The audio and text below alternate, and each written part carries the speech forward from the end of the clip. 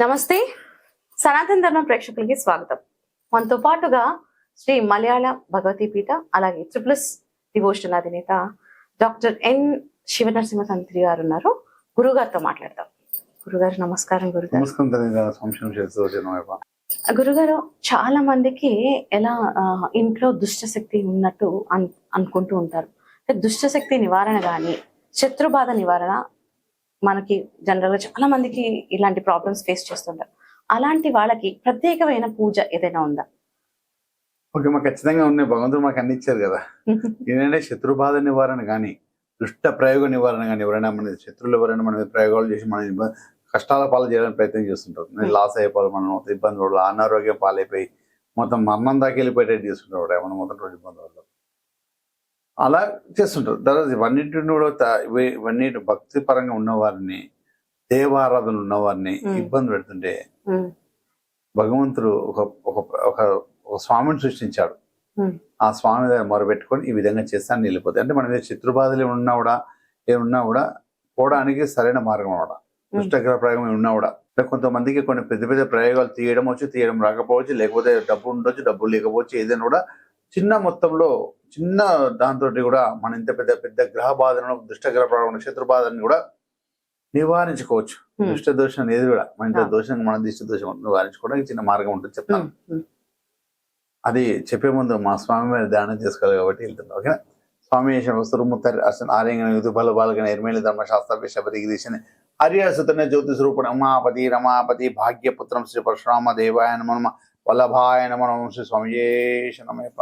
అయితే ఋషులు కానీ జపం తపం నేను చేస్తున్నప్పుడు యోగ సృష్టికి సంబంధించి లోకాన్ని మొత్తం పాలించుతూ ఉన్నత పవర్గా ఆరా మంచి పెద్ద లోకానికి పెద్ద ఆరా అవసరం ఉంటే భక్తి పరంగానే వస్తుంది, మంత్రపరంగా వస్తుంది. ఒక ఆరా మొత్తం టోటల్ నిండి మనకున్న ఒక ఆరా కానీ భగవంతుడు ఆరా ఉంటుంది కదా.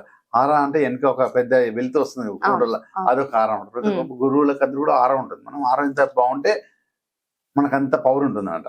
ఆరా తగ్గినా కొద్ది పిచాచి మన దగ్గరికి వస్తుంటుంది, చెడు అనేది దగ్గరికి వస్తుంది. ఆరా పెరగడానికి అంటే మన భూలోకం మొత్తం కూడా ఒక ఆరాతోటి నిండి ఉండడానికి ఋషులు యజ్ఞాలు చేయడము, తర్వాత మన వేదాలు చదవడం, గురువులందరూ పూజ చేయడం, అందరూ పూజా విధానాలు, వ్రతాలు ఇవన్నీ చేయడం కూడా ఒక ఆరా పెరుగుతుంటుంది. ఆరా మనకు పెరుగుతుంటుంది, అదేవిధంగా భూమికి ఉన్న పెద్ద ఆరా రెడీ అవుతుంటారు. ఈ ఆరా పెరుగుతున్నప్పుడు భక్తులు కొంతమంది రాక్షసులు కానీ దుష్టులు కానీ ఎవరిని ఏం చేసినా అవతలేదని ఆరా ఆరా తగ్గడానికి ఋషుల్ని సంహరించడం కానీ, భక్తులు వేధించడం కానీ, గుళ్ళు నాశనం చేయడం కానీ ఇవన్నీ చేస్తుంటారు అనమాట. అంటే ఇంత పెద్ద ఆరా ఉంటే వాళ్ళకి ఏం జరుగుతలేదు, సనాతన ధర్మం కోసం కదా ఇవన్నీ కూడా చేసినందుకు గౌరవ సృష్టించారు. ఇంత చేస్తున్నా వీరికి ఏమవుతుందంటే ఆరా బాగుంటుంది, ఇవన్నీ మంచి జరుగుతున్నాయి, వాళ్ళకు మంచి జరుగుతుంది. ఎంత చేసినా చెడు జరుగుతుంది. అప్పుడు ఏం చేశారు, ఋషులు యజ్ఞయాగాలు చేయకుండా ఆపడం జరుగుతుంది. మంచి వాళ్ళని ఇబ్బంది పెట్టడం చేస్తున్నారట.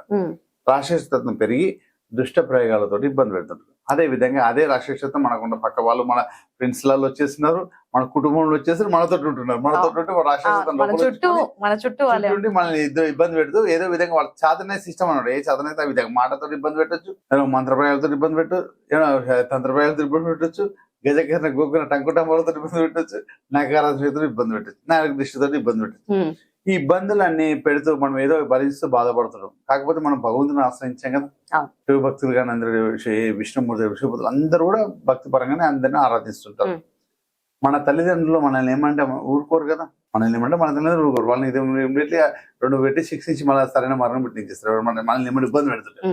అదే విధంగా ఈ ఋషులు యజ్ఞయాగాలు చేస్తున్నప్పుడు, వారిని ఇబ్బంది పెడుతున్నప్పుడు పరమేశ్వరుడు శివుడు ఆయన కోపం వస్తే కోపాగ్ని నుంచి కలవీరుడు పుట్టాడు. ఇదే కలవీరుడు పూజ చేస్తే నీకు శుభంగా ఉంటుంది అనేసి ఒక పూజ, కలవీరుడు అన్నాం కదా, కలవీరుడు పూజ చేస్తే ఈ విధంగా ఉంటుంది అనమాట.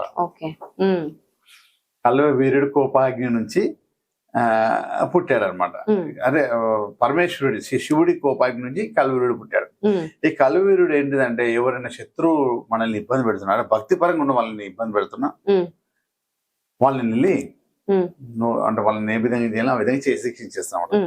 అంటే స్వామివారికి మన మొర ఎలా వినిపించుకోవాలి, ఏ విధంగా మన మీద ఉన్న దుష్టగ్రహ శక్తులను ఎలా దూరం చేసుకోవాలి, నకారాత్మక శక్తులు ఎలా దూరం చేసుకోవాలి, ఆ విధంగా మనం గురుగారు ఇప్పుడు కలవీరునికి పూజ ఎలా చేసుకోవాలి, విధానం ఏమన్నా ఉందా? చెప్తాను. కల్వీరుడి పూజ ఎక్కువ మటుకు శనివారం రాత్రి పూటనే చేయాలి. రాత్రికి సంబంధించిన మాట ఆయన మొత్తం కూడా అంటే బ్లాక్ కి ఎంత బలం ఉంటుందో, చీకటికి ఎంత బలం ఉంటుందో, కల్వీడికి ఎంత బలం ఉంటుంది. రాక్షసత్వం మొత్తం చీకటినే ఉంటుంది. భూత పేద పిశాచాలను చీకటినే ఉంటాయి. ఆ చీకటి సిస్టమ్ నే ఈయనని కోపాగి నుంచి పుట్టించారు. అందుంచి ఆ చీకటి సామ్రాజ్యాన్ని మొత్తం పాలించి శత్రువర్గం మొత్తం అనగదొక్కడానికి కల్వీరుడు పుట్టాడు. అందుంచే శనివారం రోజు రాత్రి పూట చేయాలి. సరే మన మీద శక్తులు కానీ, మన దుష్ట శక్తులు కానీ, మన మీద చెడు ప్రయోగాలు జరిగినా ఏ విధంగా ఆయన పూజ చేస్తే ఆ నివారణ ఎలా అవుతుందో చెప్తాను. అని మీకు ఐటమ్స్ తో సహా చూపిస్తాను. శనివారం రోజు రాత్రి మన దగ్గర మన పీఠంలో శ్రీ మలయాళ భగవతి పీఠంలో, మా పీఠంలో ప్రతి శనివారం శ్రీ కల్వవీరుడి పూజ జరుగుతుంది రాత్రి పూట. ఎవరు అందరూ కూడా దీపారాధన వచ్చి చేసుకోవచ్చు. కాకరకాయ దీపం పెడతారు. కాకరకాయ దీపం పెడతారు, లేకపోతే బ్లాక్ కలర్ కంచు, మట్టి కంచులో దీపం పెడతాం. ఆకాశాన్ని చూస్తూ పెడతాం. ఒత్తు సంటలు పెట్టి ఆకాశం చూస్తూ పెడతాం. ఆ పెట్టేసి సోమవారం యూజ్ చేస్తాం. సరే ఒకవేళ మన మీద ప్రయోగం జరిగింది, మనం జరిగింది, సంకల్ప పూజ అని ఒకటి ఉంటుంది. అది చేసేసుకోవాలి. ఎలా చేసుకోవాలి ఏం కదా చెప్తాను. ఓకేనా? దాన్ని మొత్తం కూడా ముందుగా మనకు కొన్ని వస్తువులను చూపిస్తూ చెప్తాను మీకు. ఓకేనా? ఇది ఏం చేస్తానంటే, ఇది ఒక ఇట్లా ఇట్లా కొబ్బరి ఉంటుంది కదా, ఫుల్ కొబ్బరి ఇట్లా కట్ చేసేసుకోవాలి. ఇంత హోల్ గా కట్ చేసేసాం మనం. కట్ చేసిన తర్వాత దీనికి ఇలా కట్ చేసి పెట్టేసాం ముందుగానే చూపెట్టడానికి. ఇలా మనం చేసేస్తాం అన్నమాట. తర్వాత ఏం చేస్తామంటే, మనకు శత్రు బాధ ఉండొచ్చు, శత్రువులు తెలియవచ్చు, తెలియకపోవచ్చు. ఇలా పూజపత్రి అని ఒక పేపర్ ఉంటుంది. ఈ పేపర్ మనకు తెలిసితే ఏమైనా శత్రువులు ఉంటే శత్రువుల పేరు రాసుకోవచ్చు. గుత్వ శత్రువులు నివారణ మనం రాసుకోవచ్చు.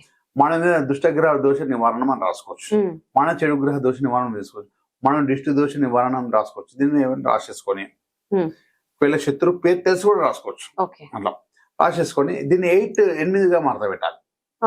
8 మడతలు పెట్టాలి. 1 2 3 4 5 6 7 8 మడత పెట్టేసి ఈ మనం గురుడి తీసుకున్నాం కదా, ఈ గురుడి లోపల వేసేయాలి. ఇట్లా వేసేసి మనం ఏం చేస్తున్నామంటే, ఇందులో కొన్ని వస్తువులు మనమే వేసుకుంటున్నాం ఇలా. ఓకేనా? ఇందులో నల్ల నువ్వులు వేస్తాం అనమాట మనం. కానీ మొత్తం ఎలా రాదు వేసుకొని చూపిస్తాం. ఇలా నల్ల నువ్వులు వేసుకుంటున్నాం, నల్ల నువ్వులు వేసేస్తున్నాం. తర్వాత ఉలువలు వేస్తున్నాం. తర్వాత నల్ల ఉమ్మెత్త అని ఉంటుంది. నల్ల ఉమ్మెత్త గింజలు. ఓకేనా? ఇది తర్వాత మనము మినుములు, బ్లాక్ కలర్ మినుములు ఉంటాయి కదా, ఇవి అన్ని బ్లాక్ కలర్ ఉంటాయి.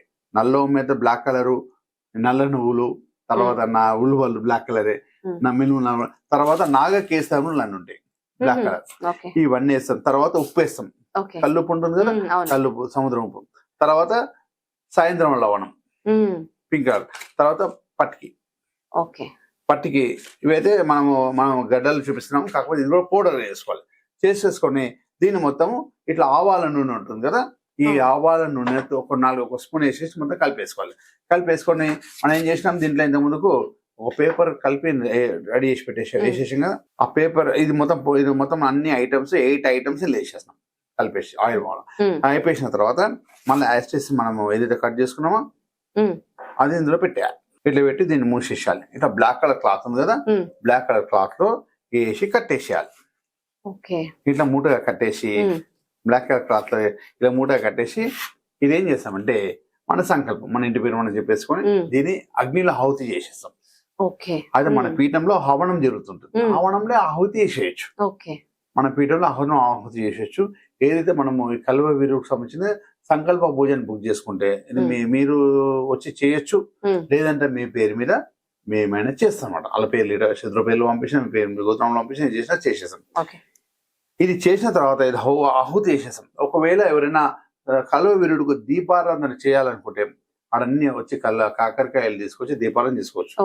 మీకు దానికి ఏమి చేసుకోవచ్చు. తర్వాత మీరే తీసుకుని దీపం పెట్టుకోవచ్చు. అక్కడ ఎవరిని అడగాల్సిన ఏం లేదు. మా పర్మిషన్ అవసరం. వేరే గుడికి ఎలా వెళ్తారో అలా వచ్చి దీపాలు చేసుకుని వెళ్ళిపోతున్నారు. ఇది ఒక్కటి చేయాలనుకుంటే ఐటమ్స్ అన్నాడు ఉంటే మీరు చేసుకుని చేసుకోవచ్చు. దానికి సంబంధించి సంకల్ప పూజ రాసుకొని నన్ను వేసేయచ్చు. అది వేసిన తర్వాత మీకు ఏం చేస్తారంటే, వచ్చిన తర్వాత మీకు ఎవరైతే సంకల్ప పూజ బుక్ చేసుకొని చేస్తారో వాళ్ళ దోష నివారణ అవుతుంది. తర్వాత ఇది స్వామివారిది కాయ, కల్వవీరుడి కాయ మెడలో కట్టుకోవడం వల్ల దిష్టి దోషం కానీ, నర దోషం కానీ, చెడు ప్రయోగం ఏం తాకం. అదే విధంగా స్వామివారి ఒక యంత్రం, మేమే రెడీ చేస్తుంటాం. Okay, వచ్చింది okay. ఓం ఇది ఒకటి ఫ్రేమ్ చేసుకుని పెట్టుకోవడం.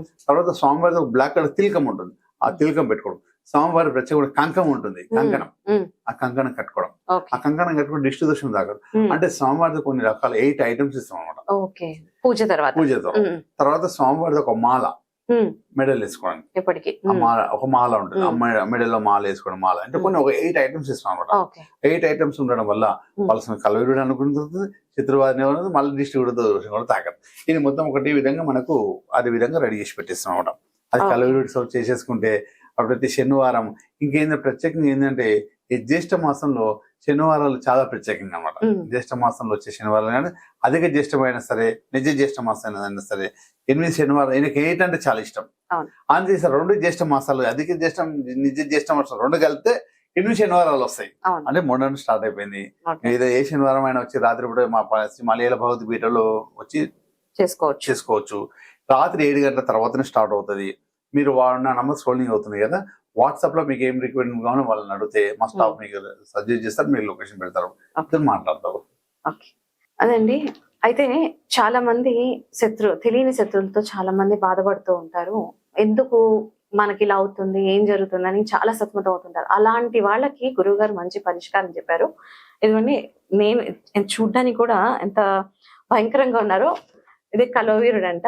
ఇలాంటి పూజ చేయించుకోవడం వల్ల నిజంగానే మంచి ఫలితాలు దక్కుతాయని ఆశిద్దాము. అలాంటి వాళ్ళు ఎవరైనా సంప్రదించాలన్నా కింద నంబర్ కి కాంటాక్ట్ అయితే గురువు గారు దాని తగ్గ పరిష్కారం చెప్తారు. గురుగారు చాలా ధన్యవాదాలు గురుగారు.